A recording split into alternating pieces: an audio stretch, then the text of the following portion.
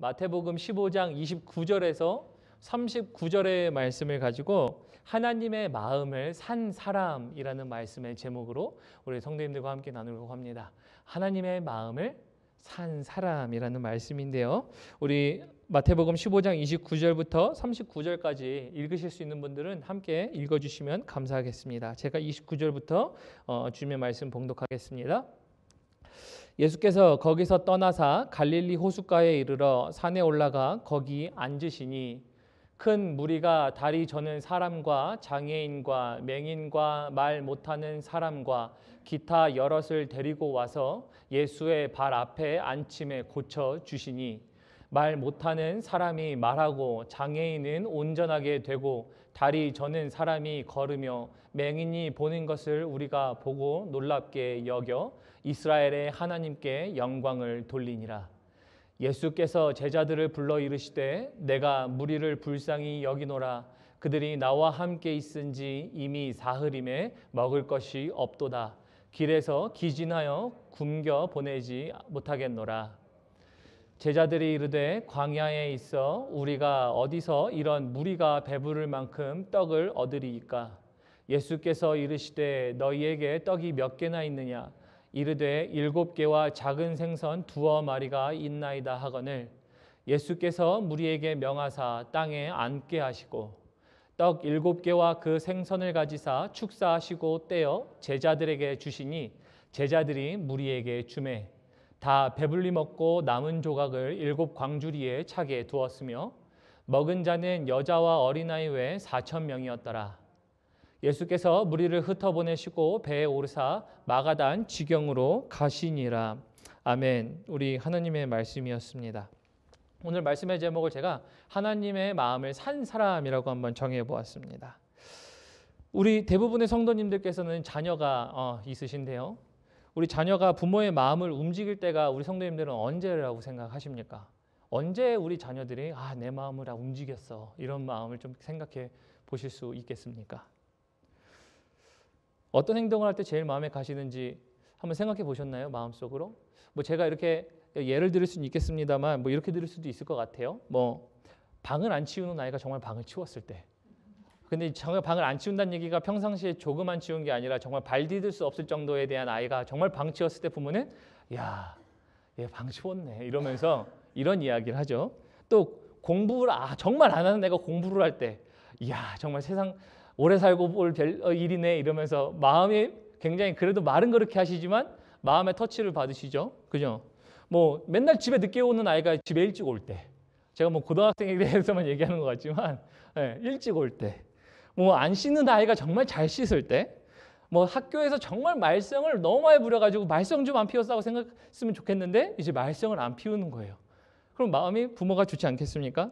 또 잘 먹지 않을 때 아이가 잘 먹는 걸 보면 엄마가 마음이 좋죠. 부모가 마음이 좋죠. 근데 이런 것들을 수도 없이 저희가 나열할 수 있어요. 우리 자녀들과의 관계 속에서 그 모든 관계 속에서 일어나는 일들 속에서 수도 없이 나열할 수 있는 이 모든 리스트들을 가만히 뒤돌아보면요. 저는 이렇게 결론을 내려드릴 수 있을 것 같습니다. 부모가 자녀를 향한 그 기대가 있는데 자녀는 그 기대를 깨닫고 그거에 부응할 때 부모는 자녀에게 마음이 갑니다. 맞나요? 부모로서 내가 저 자녀에게 바라는 무엇이 있었는데 그 자녀는 그것을 깨닫고 그것을 해줄 때 마음이 가지요. 마음이 동하지요. 움직이지요. 감동을 받는 게 우리 부모의 모습들입니다. 근데 부모가 이렇게 마음이 열리니까 무엇도 열리죠? 동시에 지갑도 열립니다. 그래서 우리 자녀들이 잘한 거 있으면 와가지고 얘기하죠. 나 이거 잘했다고. 그럼 그 잘한 거 얘기를 통해서 뭐 해달라는 얘기죠? 지갑을 열어서 자기가 원하는 걸 사겠다 이런 얘기를 하는 게 우리 자녀들 이야기일 수도 있을 것 같습니다. 그래서 어쨌든 부모의 마음을 열면요 자연스럽게 지갑도 열려요. 근데 지갑이 열리는 게 목적이 아니라 사실은 부모가 그만큼 마음이 좋아서 자녀에게 해주고 싶은, 자녀에게 더 주고 싶은, 베풀고 싶은 마음들이 나타난다라는 것인데요. 이제 사람인 부모의 마음도 이렇게 움직이는데 저는 이렇게 말씀드리고 싶습니다. 하나님의 마음도 움직인다라는 사실이에요. 하나님의 마음도 움직일 수 있다라는 겁니다. 우리 요한복음 1장 12절 한번 볼까요? 우리 성도님들이 너무나도 이거는 우리 삶 가운데 너무 자연스럽게 각인하고 있어야 할 하나님의 말씀입니다. 우리 요한복음 1장 12절 볼까요? 네, 뒤에는 나왔네요. 네, 보도록 하겠습니다. 영접하는 자, 곧 그 이름을 믿는 자들에게는 하나님의 자녀가 되는 권세를 주셨으니라는 얘기합니다. 이 말씀에 아멘이신가요, 우리 성도님들? 네, 그러면 우리가 하나님의 자녀가 되었습니다. 하나님에게 자녀가 되었다라는 얘기는요, 아까 우리가 부모와 자녀의 관계를 제가 설명드렸지만 부모가 우리 육신의 자녀가 우리 육신의 부모의 마음을 움직일 수 있었던 것처럼 우리 성도님들도 하나님의 마음을 움직이실 수가 있으세요. 그래서 하나님의 마음을 사게 되면요, 부모가 자녀를 위한 마음뿐만 아니라 재정과 물질과 시간을 쏟아서 그들에게 대해주는 것처럼 우리 하나님께서는 어떤 일이 일어나면요, 하나님의 마음이 움직이는 순간 하나님의 나라의 보고가 열리기 시작합니다. 하나님의 도우시는 손길이 열리기 시작해요. 하나님의 일하시는 능력이 나타나기 시작하는 게 하나님의 마음이 움직이셨을 때라는 것입니다. 그래서 오늘 이 이야기가요, 어떻게 이야기되냐면 결국은 하나님의 마음을 어떻게 사느냐를 통해 하나님이 공급하시고 베풀어 주시고 이끄시고 함께 하시는 능력들이 나타나기 때문에 오늘 말씀의 제목을 하나님의 마음을 산 사람이라고 정해보았는데요. 하나님의 마음을 산 사람이라고 정했는데, 왜냐면 오늘 메시지 보면요, 잘 아시는 것처럼 오병이어와 굉장히 비슷한 이야기예요. 오병이어 잘 아시죠? 떡 5개와 물고기 2마리를 가지고 5,000명을 먹이신 사건이 있었습니다. 근데 오늘은 이제 떡 7개와, 여기는 애매하게 나왔어요. 성경에는, 영어 성경에는 물고기가 few라고 돼 있어요. 그런데 한글 성경에는 2어개, 막 1개도 아니고 2개도 아니고 3개도 아닌 2어개라고 이렇게 표현했는데, 어쨌든 아주 작은 물고기인데 저는 여기에 이 이야기를 칠병이어라고 얘기하겠습니다. 단순하게 그래서 명료화시켜서 칠병이어라는 말씀을 통해서 나눌 텐데요. 오늘 이 칠병이어와 오병이어의 사건은 굉장히 비슷한 사건인 것 같지만 사실은 이 말씀을 통해서 결론을 도출시킬 수 있는 한 가지, 계속 말씀드리는 거, 하나님의 마음을 산 자 누구인가? 하나님의 마음을 살 수 있는 게 무엇인가라는 것들을 이야기하고 있기 때문입니다. 그래서 오늘 저는 우리 성도님들께서 이 말씀을 들으시고 정말 하나님의 마음을 사시는 성도님들 되시길 예수님의 이름으로 축복합니다. 그래서 하나님께서 공급하시고 하나님께서 베푸셔야 하고 하나님께서 인도하실 수밖에 없게 만드는 우리 성도님들의 삶이 되셨으면 좋겠습니다. 우리 오늘 본문 말씀으로 함께 넘어가 보도록 하겠습니다. 먼저 이제 29절 보도록 합니다. 이제 하나님의 마음을 산다라는 것을 어떻게 볼 수 있는지 우리 29절부터 31절까지 제가 말씀을 봉독하도록 하겠습니다. 예수께서 거기서 떠나사 갈릴리 호숫가에 이르러 산에 올라가 거기 앉으시니 30절, 큰 무리가 다리 저는 사람과 장애인과 맹인과 말 못하는 사람과 기타 여럿을 데리고 와서 예수의 발 앞에 앉힘에 고쳐주시니 말 못하는 사람이 말하고 장애인이 온전하게 되고 다리 저는 사람이 걸으며 맹인이 보는 것을 무리가 보고 놀랍게 여겨 이스라엘의 하나님께 영광을 돌리니라 라고 얘기합니다. 자, 그래서 여기서 이제 사건의 발단은 어디서 시작되냐면 지난주에 제가 이렇게 나눴었죠. 시돈과 두로에서 예수님이 이제 발행하셨어요. 그리고 갈릴리 호숫가로 오십니다. 근데 갈릴리 호숫가로 이동하시는데 이 경로를 보시면요, 산을 타고 이동하세요. 제가 또 그래서 동일한 사진을 다시 준비했습니다. 우리 지도 한번 보시면요, 예수님의 여정을 반드시 이해하셔야 돼요. 그래서 여기서 이제 두로와 시돈에서 어디로 이동하시냐면, 자, 한 번 더 눌러주시면 이제 빨간색이 쳐졌죠. 빨간색을 통하여 예수님이 이동하시는 거리입니다. 그래서 예수님이 이 거리를 넘어서 산을 타고 돌아서 이방인의 지역을 지나서 갈릴리 호숫가 동편으로 이제 가시게 되는 겁니다. 그런데 이 가는 동안 이 거리가요, 정말 쉬운 이동이 아니었다는 것을 알 수 있습니다. 그런데 이 쉬운 이동이 아님에도 불구하고 쉽지 않은 이 이동 속에서 말씀 속에서 제가 보는 것처럼 예수님은요, 많은 병자들을 고치셨어요. 안진뱅이를, 그리고 지금 눈먼 자를 눈을 뜨게 하시고 모든 질병들을 고치시는 모습들이 오늘 말씀에 나와 있죠. 이렇게 해서 가는데, 이렇게 하는 과정 중에 이제 함께한 무리가 있었다라고 얘기합니다. 예수님과 함께한 무리가 있었다라는 건데요. 우리 32절 함께 읽었으면 좋겠습니다. 오늘 이 말씀이 굉장히 중요한 말씀인데요. 우리 본문 말씀 32절 보면요, 우리 함께 읽어보겠습니다. 시작. 예수께서 제자들을 불러 이르시되 내가 무리를 불쌍히 여기노라. 그들이 나와 함께 있은지 이미 사흘임에 먹을 것이 없도다. 길에서 기진할까 하여 굶겨 보내지 못하겠노라 말씀하세요. 하나님이랑 지금 예수님이랑 함께한 날수가 며칠이라고요? 사흘이라고 되어 있습니다. 그럼 지금 예수님이 두로와 시돈에서 지난번에 우리 한 여인을 위하여 찾아가셨다고 제가 지난주에 말씀드렸죠. 그리고 그 험하고 험한 산들을 꼬불꼬불 지나가며 주님과 함께 했었던 사람들이 있는데요. 그 사람들은 사흘 동안 그 여정들을 다 함께 했었다라는 것을 저희가 짐작할 수가 있습니다. 근데 저는 이제 이 말씀을 통해서 계속 보면서 오병이어와의 사건을 통해서 보고 싶은 내용들이 있는데요. 오병이어와의 사건을 통해서 보면요. 오병이어의 사건은요. 하루에 일어나선 사건이에요. 저녁에 일어나가지고 저녁 하루 날에 일어난 사건이지만 오늘 본문 말씀은 무려 사흘 밤낮을 함께 있었습니다. 사흘 밤낮을 함께 있었기 때문에 오병이어에 있었던 사람들과 칠병이어에 있었던 사람들이 예수님과 함께 했던 시간은요. 시간 자체가 달라요. 보이시나요? 지금 오후 한 번 잠깐 했던 거하고 사흘 밤낮을 주님과 함께 이동하며 주님과 함께 걸어가는 모습 상상해 보셨습니까? 이 사람들이 지금 칠병이어 속에 나와 있는 주인공들의 이야기입니다. 그리고 이 주인공들 속에서 저는 우리 성도님들이 하나님의 마음을 어떻게 찾는가를 발견하셔야 된다라고 보는 건데요. 여기서는요. 그래서 결국 볼 수 있는 차이는요. 함께한 시간도 차이가 있지만요. 더 중요한 건요. 마음의 차이가 있었다 이겁니다. 다시 말씀드립니다. 칠병이어와 오병이어에 있었던 그 두 사람의 비교 속에서 볼 수 있는 사건은요. 마음의 차이가 있었다요. 시간 차이보다 마음의 차이가 있었다는 건데요. 자, 오병이어의 사건은요. 자기 자신을 배부르게 하기 위해 쫓아다닌 사건이에요. 자, 이제 다시 한번 우리 요한복음 6장 26절 볼까요? 요한복음 6장 26절에 보면요. 지금 오병이어의 사건이 끝나고 나서 예수님을 다시 찾은 사람들이 있어요. 예수님을 찾아서 다시 가서 예수님에게 이렇게 말씀하는 거죠. 예수님 어디 가셨습니까? 라고 묻으니까 예수님이 이렇게 말씀하세요.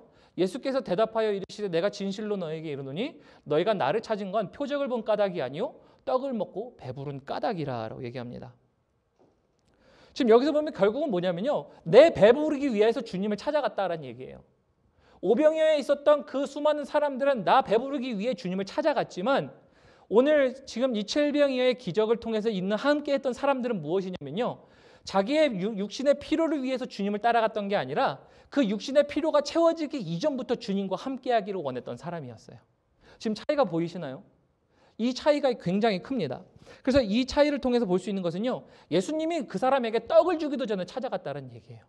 그 사람에게 육신의 필요를 채워주기도 전에 난 주님과 함께 하겠습니다를 작정한 사람이었었어요. 그래서 이들은 예수님 당신과 함께함이 나의 목적입니다가 고백으로 나오는 사람들이었다라고 얘기할 수가 있습니다. 그러면 저는 이렇게 말씀드리겠습니다. 저희가 부모로서 우리 자녀들에게 자녀가 여러 명 있을 때도 그 여러 명이 다 다르고 그 여러 명 다 다른 상황 속에서 그 또 유독 한 자녀에게 마음이 갈 때가 있어요. 근데 그 자녀를 통해서 우리는 마음에 감동을 받을 때가 있고 우리가 마음이 움직일 때가 있어요.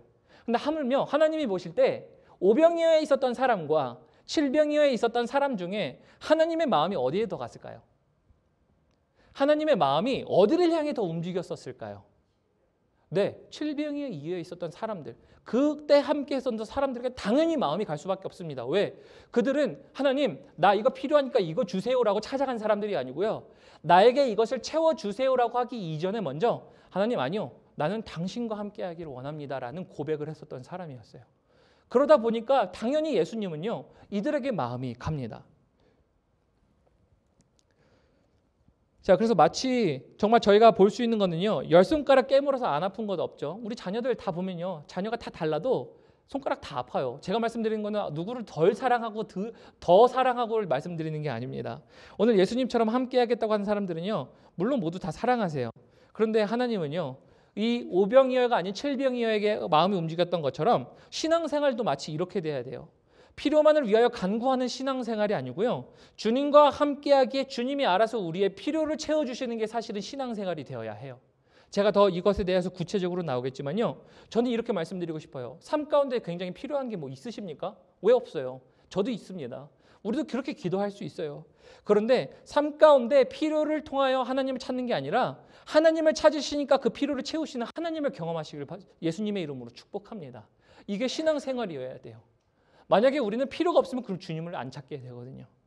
그러면 어떻게 주님 마음이 움직였을까가 다음 구절에 나타납니다.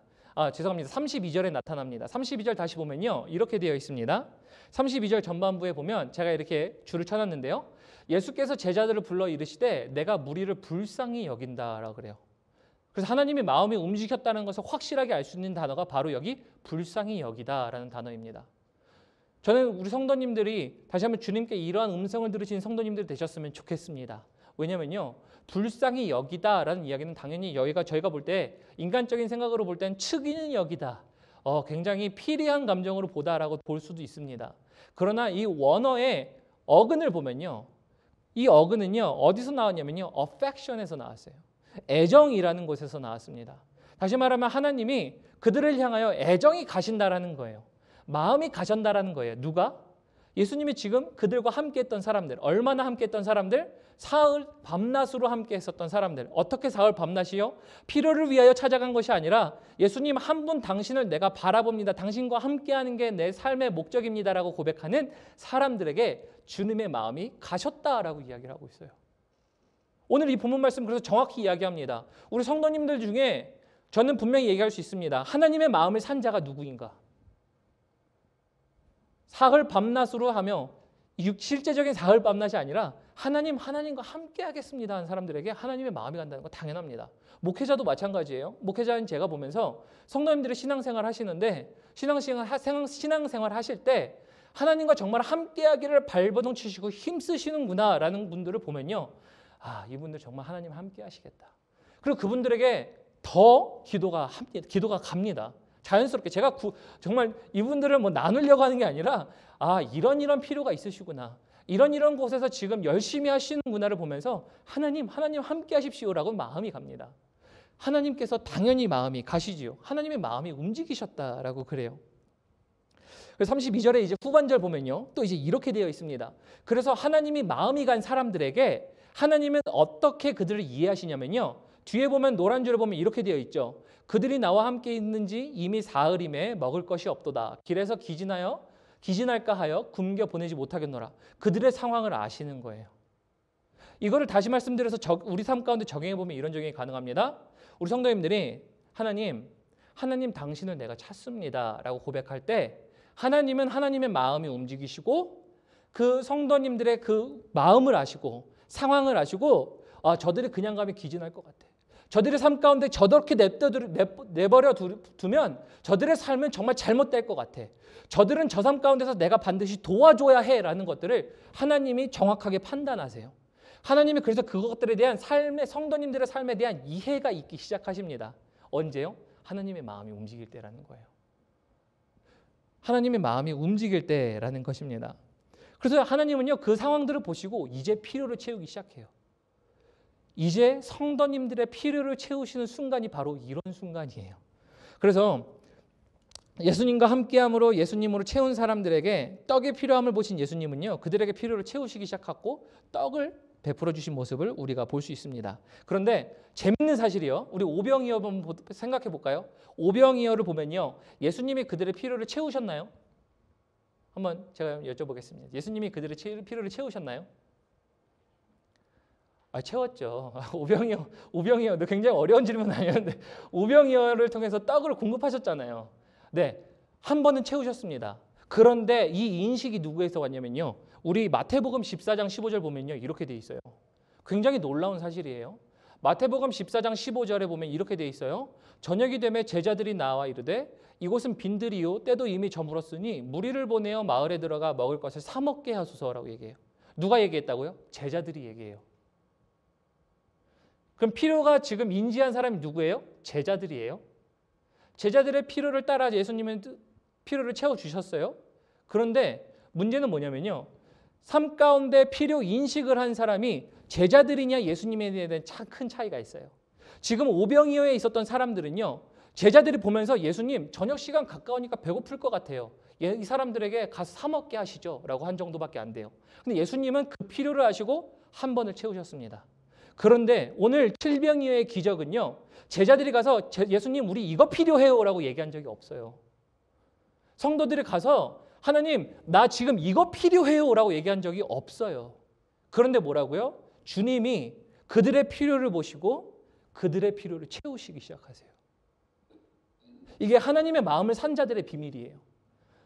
하나님의 마음을 산 자들의 비밀은요, 삶 가운데 있는 필요를 주님께 이렇게 얘기하면서 주님 나 이거 도와주세요, 함께 해주세요 라고 하는, 물론 기도 응답하십니다. 하나님이 모든 사람들을 하나님이 사랑하세요. 하나님은 그런 필요에 응답하시지만 더 좋은 거는요 이거예요. 하나님이 그 성도들의 필요를 보시고 필요를 따라 채우시는 하나님이시라는 거예요. 누가요? 하나님의 마음을 산 자라는 겁니다. 하나님의 마음을 움직여서 산 자라는 것들이 바로 이렇게 되어 있습니다.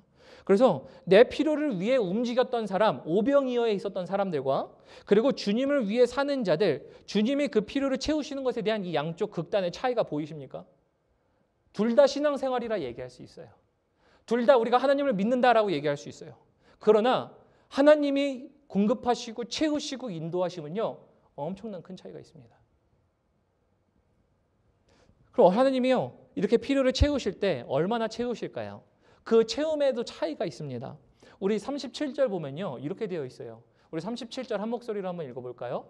우리 함께 읽어보도록 하겠습니다. 시작. 다 배불리 먹고 남은 조각을 7 광주리에 차게 두었으며 라고 합니다. 자, 그래서 예수님이 떡덩이 7개 모으고 자 이제 생선이 few였죠. 뭐 2마리보다 적을 수도 있습니다. 근데 두 마리라고 가정한다 하더라도 거기서 가져다가 먹이셨어요. 근데 먹이시고 나서 몇 광주리가 남았다고요? 7 광주리가 남았다 그래요.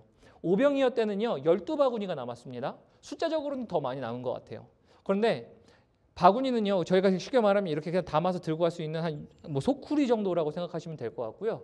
광주리는요 이때 성인 한 사람이 들어가서 탈 수 있는 거였습니다. 우리 사도행전에 보면요 9장 25절에 보면 이렇게 돼 있어요. 지금 사울이 바울이 되어 이제 그가 개종하고 나서 이제 그 다음에 그 사람 그가 즉시로 예수 그리스도를 증거하고 나니까 사람들이 이를 죽이려고 해요. 그런데 제자들이 그를 성문에 매달아서 내려보내는데 광주리를 사용합니다. 광주리를 사용하는데 이렇게 되어 있죠. 그의 제자들이 밤에 사울을 광주리에 담아 성벽에서 달아 내리니라. 사람이 들어갈 수 있는 사이즈예요. 그럼 소쿠리 12개와 성인 남성이 들어갈 수 있는 광주리 7개와 남은 차이가 보이시나요? 지금 이렇게 넘치게 거둔 모습들을 보게 됩니다. 물론 어떤 것이 더 많냐 적냐에 대한 것들보다 이 말씀을 통해서 이야기하고 싶은 비유는 이거예요. 오병이어 때보다 사실은 하나님은요 7병이어 때의 기적을 더 많이 베푸셨어요. 사실 오병이어 때 먹은 사람들이 더 많거든요. 그런데 그 많았던 사람들보다 사실은 저 먹은 사람들이 더 적음에도 불구하고 남기기는 더 많이 남기셨어요. 네. 이걸 통해서 볼 수 있는 것은 뭐냐면요. 우리가 이런 해석이 가능합니다. 하나님이요 공급하세요. 누구에게요? 하나님의 마음을 움직인 자들에게 하나님이 공급하세요. 넘치게 공급하시는 하나님을 볼 수가 있는 것입니다. 자, 그래서 마태복음 우리 14장 20절에 보면요. 우리 마태복음의 이제 오병이어의 기적에 대한 바구니에 대한 차이가 나타나는데요. 우리 마태복음 보면 이렇게 되어 있습니다. 20절에 보면 다 배불리 먹고 남은 조각을 12바구니에 차게 거두었으며 라고 되어 있죠. 그래서 정말 차이가 나요. 근데 저는 이 차이보다도 더 중요한 차이는 이것이라고 생각해요. 하나님이 어떻게 공급하고 계시냐라는 겁니다. 이 채우시는 하나님의 능력을. 우리 하나님께서는요. 저는 그래서 이렇게 생각합니다. 여기에서 볼 때는요. 먹을 것이었습니다. 그냥 재정적인 것이라고 생각할 수도 있습니다만 저는 삶을 되돌아보면요. 재정적인 것뿐만 아니라 때마다 알맞는 사람을 보내주셔서 일을 감당하게 하시는 하나님을 경험해 봅니다. 또 건강의 문제와 관계의 문제가 마음의 고통이나 이런 삶의 전반에 있어서 하나님이 필요를 채우시는 모습들을 우리는 잘 봅니다. 우리 성도님들의 삶을 되돌아보면 그런 거 있지 않나요? 하나님이 나를 이렇게 공급하시고 채워주셔서 나 여기까지 왔어. 아, 이 사람이 나의 인생에 있어서는 정말 필요했던 사람인데 맞아, 이 사람 때문에 내가 여기 왔지라는 것들 우리가 고백할 수 있지 않나요? 이런 넘치게 채워주시는 하나님을 경험하게 됩니다. 누가요? 하나님의 마음을 산 자들이라는 것입니다. 자, 그래서 말씀을 좀 맺도록 하겠습니다. 말씀을 맺으면요. 다시 한번 우리 성도님들에게 알려드리고 싶은 거는요. 오늘 절대 필요에 대한 말씀이 아니에요. 제가 오병이어와 7병이어의 기적을 일부러 비교하면서 말씀드린 이유는요. 물론 하나님이 우리의 필요를 채우시는 하나님이세요. 그러나 오히려 필요를 넘어서 하나님의 마음을 사서 하나님의 보고를 연 사람이 누구인지를 이야기하는 게 바로 이 7병이어에 대한 기적의 메인 핵심 메시지입니다. 그래서 하나님의 보고를 연 사람, 그 사람들은 누구였습니까? 라고 물어본다면 이렇게 대답할 수 있으셔야 됩니다. 하나님과 사흘 밤낮 이유 없이 주님과 함께하기를 작정했던 사람들. 다시 말하면 내가 하나님을 선택하겠습니다를 선택한 사람들은 하나님의 공급하심을 경험했다라고 말씀드릴 수가 있습니다. 삶의 필요를 채우려고 주님과 함께 했던 것이 아니라 주님과 함께 했기를 기뻐했던 사람들이었다라는 것입니다. 그래서 주님은요, 그들의 필요를 보시고 하나님의 리소스를 여셨어요. 넘치도록 채워주셨습니다. 우리 성도님들은 이렇게 생각하셨으면 좋겠습니다. 스스로를 볼 때 나는 5병이어의 사람인가 7병이어의 사람인가 라는 겁니다. 말씀은 굉장히 오늘 심플해요. 그러나 그 심플한 말씀 핵심 속에서 우리는 과연 어느 카테고리에 속하는가라는 것들을 눈여겨봐야 할 줄 알아야 합니다. 우리의 필요를 위해 움직이는 것도 하나님은 공급해 주시지만요, 우리의 사정을 아시고 넘치도록 자신의 복을 열어 쏟아주시는 것은요, 주님과 함께 할 때라는 것입니다. 그래서 우리 성도님들 신앙생활은 이래야 돼요. 필요에 따라 움직이고 찾는 하나님이 아니라 항상 하나님을 알아 하나님이 우리의 필요를 보시고 넘치도록 채우시는 하나님을 경험하셔야 돼요. 이게 신앙생활이에요. 근데 우리는 항상 하나님 우리의 필요를 채워주세요라고 기도하지 않습니까? 그래서 저는 이렇게 과감하게 말씀드리겠습니다. 필요를 내려놓으십시오. 우리 펠로십 교회는요, 우리의 필요를 내려놓고 우리가 주님과 함께하기를 선택하겠습니다라고 선택할 때 주님은요, 그 삶에 가장 필요한 필요를 보시고 채워가시기 시작하세요. 가장 필요한 것으로, 가장 좋은 하나님의 능력으로. 그래서 우리 어렵습니다. 필요 내려놓는 얘기 왜 어렵지 않겠습니까? 너무나도 어려운 얘기거든요. 그러나 우리는 이 주님을 의지하고 신뢰하기 때문에 내려놓을 수 있는 자들이어야 됩니다. 그래서 우리 이 말씀 기억하시면서 우리 하나님의 마음을 사셨으면 좋겠습니다.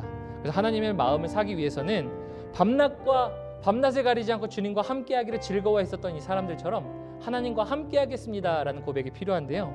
그래서 오늘 말씀을 기억하시면서 우리 온 마음 다해라는 찬양을 함께 좀 드렸으면 좋겠습니다. 우리 마음 다해서 주님과 함께하겠습니다 고백하며 나아갔으면 좋겠습니다. 주님과 함께하는 이 고요한 시간, 주님과 함께하는 이 고요한 시간, 주님의 보좌 앞에 내 마음을 쏟네. 모든 것 아시는 주님께 감출 것 없네. 내 맘과 정성 다해 주 바라나이다. 온 맘 다해 사랑합니다. 온 맘 다해 주 알기 원하네. 내 모든 삶 당신 것이니 주만 섬기리. 온 맘 다해. 우리 함께 2절 하겠습니다. 나 염려하잖아도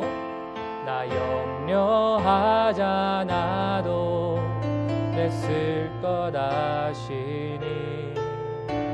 나 오직 주의 얼굴 구하게 하소서. 이해할 수 없을 때라도 감사하며 날마다 순종하며 주 따르오리다. 온 맘 다해 온 맘 다해 사랑합니다. 온 맘 다해 주 알기 원하네. 내 모든 삶 당신 것이니 주만 섬기리. 온 맘 다해. 들으신 말씀 기억하시면서 좀 기도했으면 좋겠습니다. 2가지 기도 제목 나눌 텐데요. 하나님과 함께 하도록 하는데 막는 장애물이 무엇입니까? 하나님과 함께 하고 싶습니다를 못하게 하는 근본적 원인은 무엇입니까? 하나님, 이 장애물을 주님의 도우심으로 허물 수 있도록 도와주십시오라고 기도하실 수 있는 성도님들 되셨으면 좋겠고요. 2번째 기도는요, 이런 겁니다. 필요를 위해 주님 앞에 머무르는 것이 아니라 내 필요가 있어도 내 필요를 내려놓고 주님 앞에 잠잠히 설 수 있는 저희가 될 수 있도록 도와주십시오. 네, 필요가 굉장히 필요하죠. 그러나 그 염려 오늘 내려놓고 나의 쓸 것 아시니 나의 필요를 아시는 주님, 그 주님 앞에 잠자히 거하게 하셔서 하나님 우리에게 필요보다 더 넘치게 채워주시는 하나님을 경험했으면 좋겠습니다 라고 기도하셨으면 좋겠습니다. 또 그리고 우리 마음 가운데 말씀 들으시면서 생각나신 것이 있으시면 우리 함께 기도하시면서 나아가시도록 하겠습니다. 우리 함께 기도합니다. 하나님, 우리 하나님의 마음을 산 사람이라는 말씀으로 나누었습니다. 하나님, 펠로십 교회 가운데 하나님의 마음을 산 사람은 누구입니까? 하나님의 마음을 사서 필요보다 더 이상으로 공급하시는 하나님을 경험하는 사람들은 누구입니까? 하나님의 리소스들을 열 수 있는 하나님, 하늘의 열쇠를 가진 성도는 누가 있습니까? 하나님, 저희가 그런 교회, 그런 성도가 되기를 소원합니다. 하나님, 그러기 위하여 하나님 700리의 기적에 있었던 사람들이 선택했던 것, 하나님과 함께하기를, 밤낮으로 하나님과 동행하기를 작정하며 나아갔던 자들이었음을 우리가 봅니다. 하나님, 그러한 고백하며 나아가는 우리 모든 성도님들에게 하나님 다시 한번 하나님의 공급하심이 넘치게 있을 수 있도록 도와주십시오. 하나님, 이전과는 비교할 수 없는 하나님의 공급하심과 채우심으로 인하여 하나님, 하나님의 사람이라는, 하나님의 함께하심이라는 하나님 그 증거가 우리 각 성도님들의 삶 가운데 있을 수 있도록 도와주십시오. 하나님, 우리를 막고 있는 것이 무엇입니까? 하나님, 그 막고 있는 장애물들을 이겨내게 하시고, 하나님, 너무 어려움 가운데 있습니까? 하나님, 그 어려움들 속에서도 그래도 하나님 선택합니다라는 고백으로, 하나님 눈물의 고백으로, 간절함의 고백으로 아버지 하나님께 나아가는 우리 모든 성도님들이 있다면 하나님, 오늘 하나님 마음을 움직이시고 하나님 모자 움직이시고 하나님 하늘의 문을 활짝 여서서 하나님께서 하실 수 있는, 하나님만이 가능한 하나님의 공급이 있을 수 있도록 주여 함께하여 주십시오. 다시 한번 그렇게 하실 그 주님을 기대합니다. 감사합니다. 하나님, 정말 감사합니다. 우리가 오늘 말씀을 통해 보았던 것, 우리 또한 하나님의 마음을 움직일 수 있는 자입니다. 왜냐하면 우리는 예수를 믿기 때문에, 하나님의 자녀가 되는 권세를 우리에게 주셨기 때문에 하나님 자녀로서 하나님의 심중을 깨달아, 하나님께서 갖고 계신 그 기대를 깨달아 우리는 하나님을 움직이고자 합니다.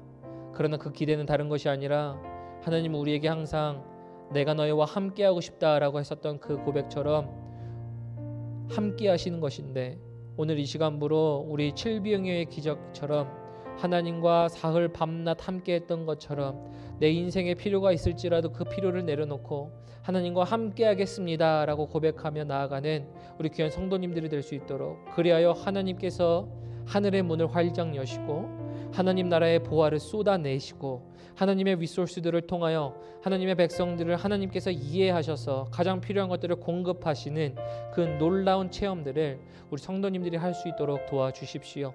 하나님, 하나님과 함께하기 위하여 우리가 내려놓아야 할 건 무엇입니까? 하나님, 우리 정말 그 모든 것들 하나님의 능력으로 이기게 하셔서, 정말 어려운 시기입니다. 바이러스 시기이기도 하지만 관계적으로도 우리가 닫혀있는 시기일 수도 있습니다만, 또 우리가 이미 갖고 있는 상처 때문에 그 상처가 굼고 다시 한번 터져서 아픈 시간이 될 수도 있지만, 그리고 미래를 몰라 불안했을 수도 있지만, 하나님 그 모든 시간 가운데 하나님 우리 필요보다도 더 넘치게 채우실 하나님을 기대합니다. 펠로십 교회 모든 성도님들 위해 하나님의 놀라우시는 채우시는 손길이 함께 있기를 주님의 이름으로 축복합니다. 다시 한번 그렇게 하실 주님을 바라보며 이 모든 말씀 살아계신 예수님의 이름 받들어 감사하며 기도드렸습니다. 아멘.